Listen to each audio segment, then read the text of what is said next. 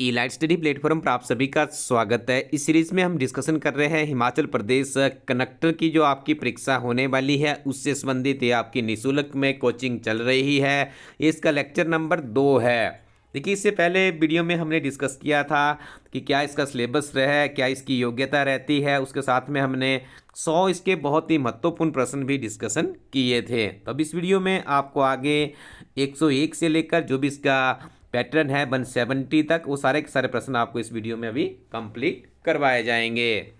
तो आज का पहला प्रश्न है, भारतीय संविधान में किस संशोधन के द्वारा मौलिक कर्तव्यों को शामिल किया गया है। तो देखिए, मौलिक कर्तव्यों की जब हम बात करते हैं, जो आपकी फंडामेंटल ड्यूटीज़ है, तो इन्हें देखिए 42nd जो अमेंडमेंट हुआ था हमारे कॉन्स्टिट्यूशन में, जिसे मिनी संवैधानिक संशोधन के नाम से भी जाना जाता है, मिनी कॉन्स्टिट्यूशन के नाम से भी जाना जाता है। तो इस संशोधन में जो हमारी फंडामेंटल ड्यूटीज़ घोषित की गई थी उन्हें भी सम्मिलित किया गया है। भारत के राष्ट्रपति अपना इस्तीफा किसे देते हैं। देखिए, भारत के यदि राष्ट्रपति को अपना रिजाइन करना होगा तो इन्हें उपराष्ट्रपति को अपना इस्तीफा देना होता है। तो ऑप्शन डी इसका बिल्कुल सही उत्तर है। मंत्रिपरिषद की बैठक का सभापति कौन होता है। तो देखिए, जो मंत्रिपरिषद की बैठक होती है, जो उसका सभापति होता है वो प्रधानमंत्री होता है। देखिए, मंत्रिपरिषद का जो मुखिया माना जाता है वो प्रधानमंत्री ही माना जाता है। मंत्रिपरिषद जब अपने जो उनको ड्यूटीज़ दी जाती है, जब उससे वो रिजाइन कर देती है, इस्तीफा दे देती है, तो प्रधानमंत्री भी उससे निरस्त माने जाते हैं। राज्यसभा का सभापति कौन होता है। तो देखिए, जो राज्यसभा का सभापति होता है हमारे इंडिया में, उपराष्ट्रपति होता है। उपराष्ट्रपति को ही जिम्मेदारी दी जाती है कि राज्यसभा की बैठकों का संचालन होना है, सत्र का आयोजन करना है। वो सारी की सारी जिम्मेवारियों का निर्वहन भारत के उपराष्ट्रपति जी के द्वारा ही किया जाता है। कमेंट सेक्शन में बताइएगा, वर्तमान में भारत के उपराष्ट्रपति कौन है। कुछ समय पहले ही इनकी नियुक्ति हुई है और आपके इस एग्ज़ाम के लिए बहुत इम्पोर्टेंट भी है। भारतीय संसद है, तो भारतीय संसद क्या एक सदनी है, द्विसदनी है, त्रिसदनी है, या इनमें से कोई नहीं। तो आपको ज्ञात होगा हमारी जो पार्लियामेंट है उसके 2 हाउसेज है, लोकसभा और राज्यसभा। तो राज्यसभा को उच्च सदन कहा जाता है और जो लोकसभा है उसे निम्न सदन कहा जाता है। तो द्विसदनी यहाँ पे ऑप्शन बी में है, तो ऑप्शन बी इसका बिल्कुल सही उत्तर है। मुख्यमंत्री की नियुक्ति होती है, तो मुख्यमंत्री को नियुक्त करते हैं राज्यपाल। याद आपने रखना है, राज्यपाल ही उसकी ओथ भी एडमिनिस्ट्रेटर करवाते हैं। अभी आपने हाल ही में देखा होगा 11 दिसंबर 2022 को हिमाचल प्रदेश में हमीरपुर जिला से संबंध रखने वाले श्री सुखविंदर सिंह सुक्खू जी द्वारा ऐतिहासिक रिज मैदान शिमला में ओथ ली थी। गवर्नर साहब ने उन्हें ओथ दिलाई थी। किन 2 राज्यों का एक उभय उच्च न्यायालय है। तो ये आपको यहाँ पे देखिए इन 4 ऑप्शनों में से पहचानना होगा। तो इसका सही उत्तर है हरियाणा और पंजाब। देखिए, हरियाणा और पंजाब का एक ही उच्च न्यायालय है जो कि चंडीगढ़ में स्थित है। भारत में कितनी बार राष्ट्रपति ने आर्थिक आपातकाल की घोषणा की है। देखिए, आपसे पूछा जा रहा है फाइनेंशियल इमरजेंसी। तो फाइनेंशियल इमरजेंसी अभी हमारी कंट्री में एक बार भी नहीं लगी है। तो option A is the right answer. बिना दल के प्रजातंत्र के पक्ष में कौन था। तो देखिए, बिना दल के, दल विहीन राजनीति की जो बात करते थे वो जेपी नारायण साहब करते थे। Option A is the right answer. सार्वजनिक क्षेत्र में विनिवेशीकरण कहलाता है। तो देखिए, गवर्नमेंट सेक्टर में जो विनिवेशीकरण है उसे कहा जाता है निजीकरण।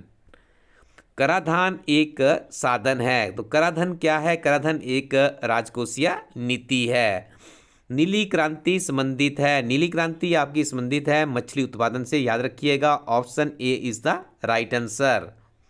आंतरिक व्यापार संबंधित है, आंतरिक व्यापार आपका संबंधित है शेयर बाजार से।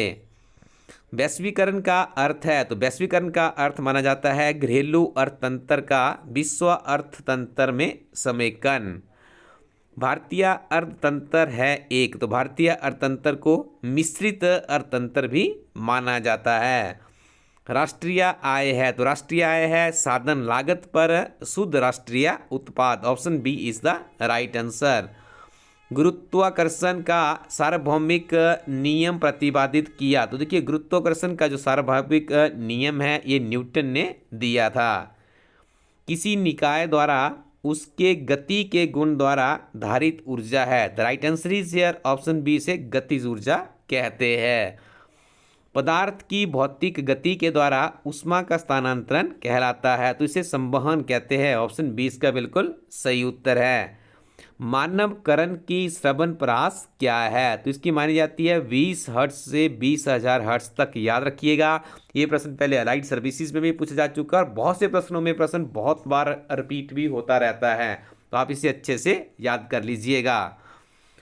चमगादड़ अंधेरे में उड़ सकता है? देखिए चमगादड़ अंधेरे में अल्ट्रासोनिक के कारण। Option C is the right answer. ये प्रश्न भी रिपीटेड है, पहले बहुत बार पूछा जा चुका है।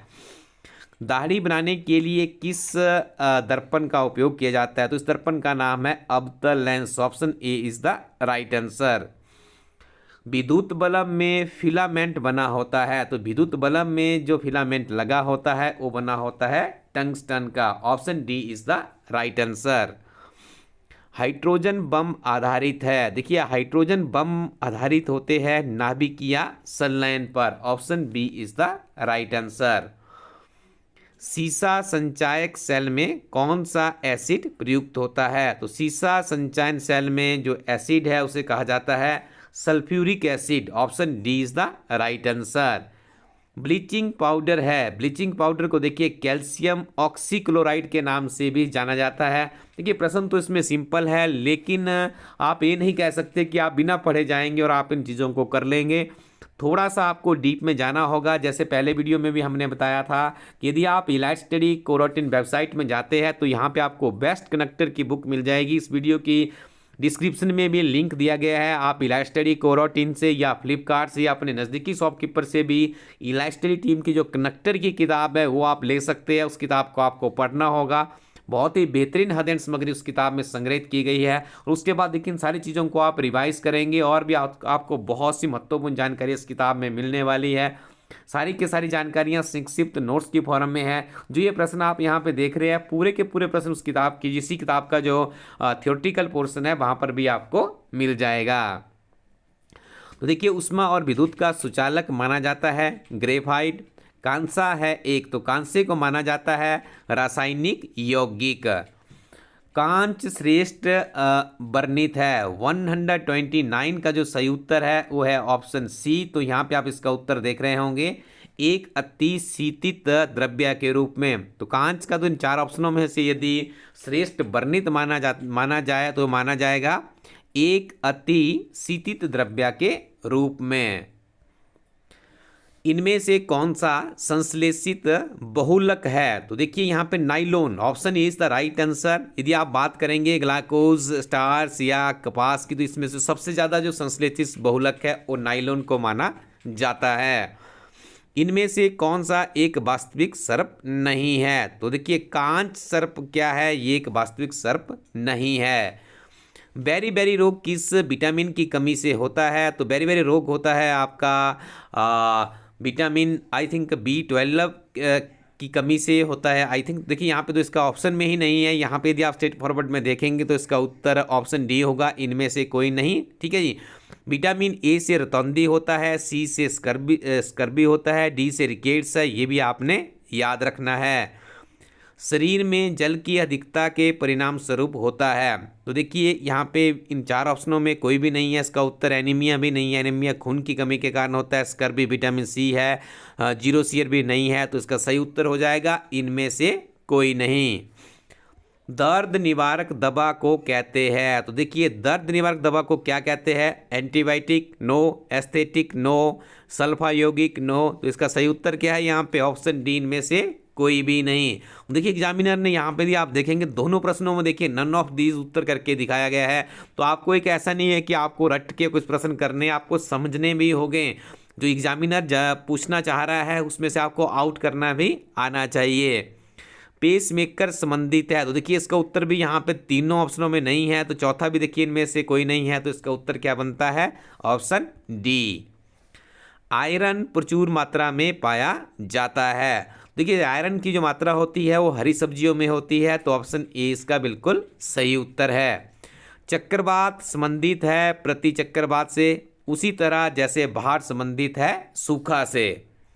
अंग्रेजी वर्णमाला में देखिए, आगे हम रीजनिंग के बारे में डिस्कस करेंगे। अंग्रेजी वर्णमाला में बी डी जी से सी एफ जे और उसी प्रकार ई जी जे से है, तो आपको अगला यहाँ पे बताना। देखिए बी के बाद यहाँ पे सी लिया गया है, डी के बाद एक को छोड़ के ई को छोड़ के एफ लिया गया है, जी के बाद देखिए यहाँ पे जे को लिया गया है। बस ये सीक्वेंस आपने पकड़ना है और यहाँ पे इसका सही उत्तर होगा जो ई जे जी का है, तो यहाँ पे देखिए इसका सही उत्तर बनेगा FIM। अब आपको अगले प्रश्न में विषम युग्म को चुनना है। कौन सी चीज यहाँ पे विषम है? देखिए स्वर्ण आभूषण एक ही है, सोने से ही आभूषण बनते हैं। कपड़े और वस्त्र है, देखिए एक ही शब्द है दोनों। देखिए कपड़े और वस्त्र के बारे में कहा गया है। लकड़ी से फर्नीचर बनता है, सिमिलरिटी है।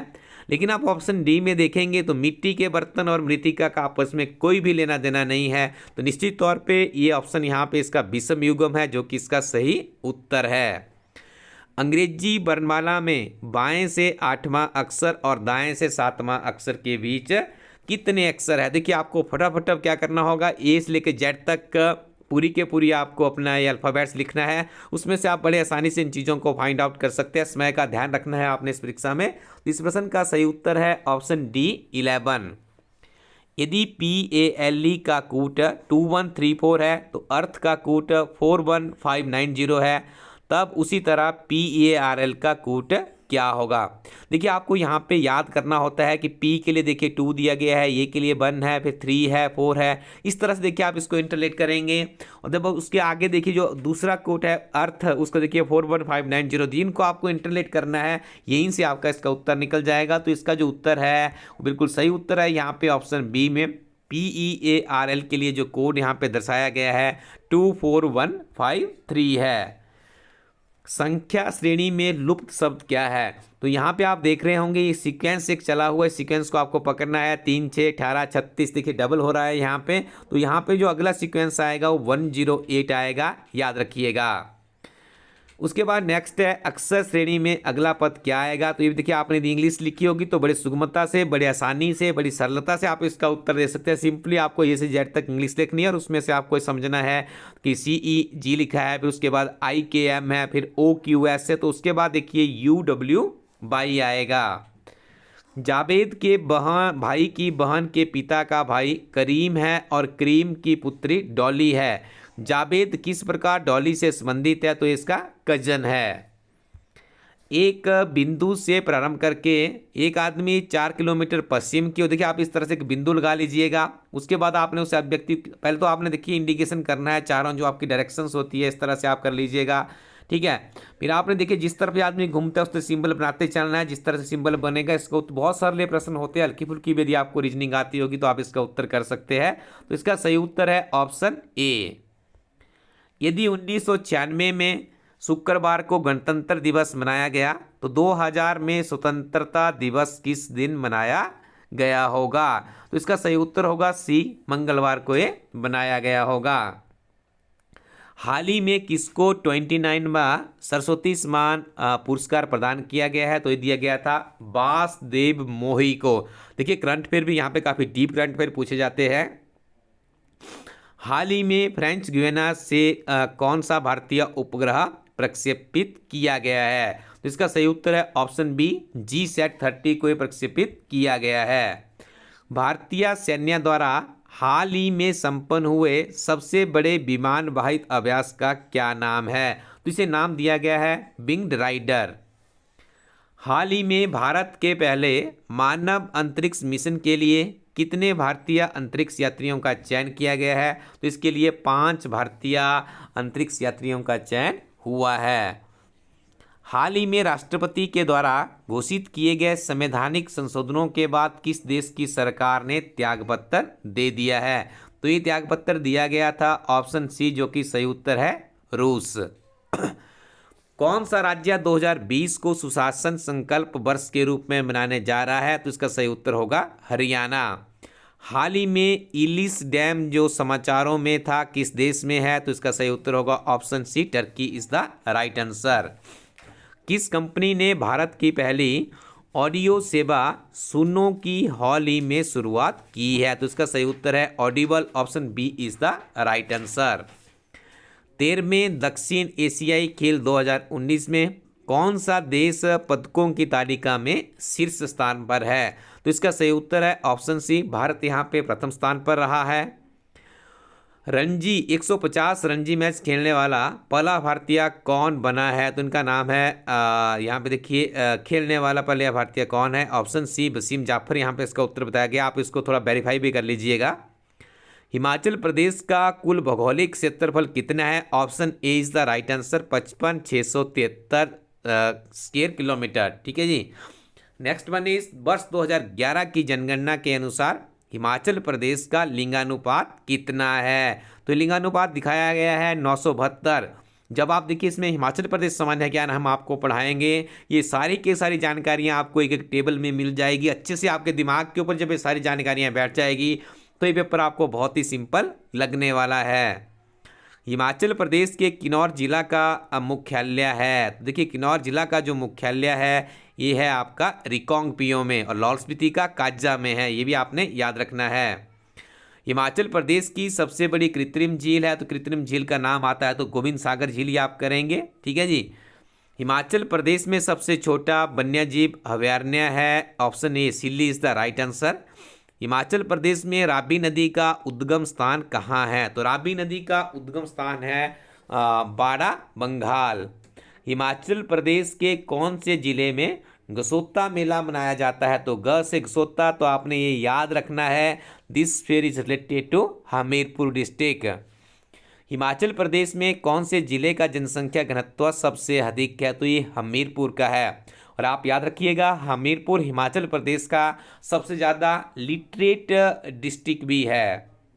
साच दर्रा चंबा को जोड़ता है, तो ये पांगी से जोड़ता है। साच दर्रा कहाँ है? चंबा और पांगी के बीच में है। हिमाचल प्रदेश में कियोथल राज्य का संस्थापक कौन है? तो इसका संस्थापक माना जा गया है गिरिसेन। सुंदरनगर का पुराना नाम क्या था? देखिए पहले सुकेत रियासत हुआ करती थी, उसके बाद सुंदरनगर बना। तो यहाँ पे आपसे सुंदरनगर का पूरा नाम पूछा गया है, तो इसका सही उत्तर आप यहाँ पे करेंगे बनेड, जो कि ऑप्शन डी में है। यहाँ पे देखिए बानेद हो गया है, कई बार इस तरह से भी लिख दिया जाता है, जो इसका इंग्लिश से हिंदी में कन्वर्जन करने वाले कुछ लोग होते हैं, तो आपने इसको बनेड करना है। एक्चुअली में इस जगह का नाम क्या है? बनेड है। किस वर्ष हिमाचल प्रदेश स्कूल शिक्षा बोर्ड की स्थापना की गई थी? ऑप्शन बी, देखिए 1983 में हिमाचल प्रदेश शिक्षा बोर्ड स्थापित किया गया था धर्मशाला में। हिमाचल प्रदेश में रिवर राफ्टिंग का आरंभ किस वर्ष हुआ था? तो रिवर राफ्टिंग की शुरुआत हुई थी 1989 में। हिमाचल प्रदेश के लाहौल स्पीति जिले में कुल कितनी विधानसभा निर्वाचन सीटें हैं? तो यहाँ पे देखिए एकमात्र एक सीट है जो कि एसटी के लिए रिजर्व है। हिमाचल प्रदेश में कुल विधानसभा की 68 सीट्स है, लोकसभा की 4 है और राज्यसभा की 3 सीट्स है। ये भी आपको याद रखना है। तो आपको हम यहाँ पे बताना चाहेंगे 170 क्वेश्चन का सेट आपने कंप्लीट कर लिया है। अगले वीडियो में हम पढ़ेंगे एचआरटीसी कनेक्टर की परीक्षा जो वर्ष 2017 में हुई थी, उसका स्वरूप क्या था, किस तरह के प्रश्न वहाँ पे पूछे जाते थे। उसके बाद आगे हम बढ़ते चलेंगे, ये सारे क्वेश्चन पेपर देखिए हम कवर अप करेंगे। और उसके बाद आपको यहाँ पे हमारी टीम पढ़ाएगी हिमाचल प्रदेश सामान्य ज्ञान। जो आप देख रहे होंगे यहाँ पे सामान्य ज्ञान को काफ़ी ज़्यादा तवज्जो दी गई है। जो आपने अभी देखा प्रश्न पत्र में, पूरे के पूरे पेपर में आपने देखा होगा बहुत से सामान्य ज्ञान के यहाँ पे देखिए प्रश्न पूछे गए थे। तो ये देखिए इस तरह से हम इसको कुछ पढ़ेंगे, पूरा जिले को पकड़ेंगे, पूरे जिले का आपको इतिहास बताएंगे, उसकी इकोनॉमी है, उसकी जियोग्राफी है, उसके एग्रीकल्चर सिस्टम है, उसमें एडमिनिस्ट्रेटिव स्ट्रक्चर क्या है। बहुत ही बेहतरीन जानकारी आपको यहाँ पे इस पूरी की पूरी सीरीज में मिलने वाली है। उससे पहले आप देखिए इलाइट स्टडी co.in वेबसाइट पे जाइए और अपने लिए कनेक्टर की किताब को ऑर्डर कीजिए। और लेटेस्ट करंट अफेयर है हमारी टीम के अप्रैल 2023 के नाम से वेबसाइट पर अवेलेबल है, तो आप उसको भी ऑर्डर कर लीजिएगा, क्योंकि यहाँ पे करंट अफेयर को भी काफ़ी ज़्यादा तवज्जो दी गई है। और इस किताब की आपको सबसे अच्छी विशेषता ये मिलेगी कि देखिए, जब भी आप इसमें थ्योरी पढ़ेंगे, संक्षिप्त नोट्स के फॉर्म में पढ़ेंगे, उसके बाद आपको सिंगल लाइन प्रश्नोत्तरी मिलेगी।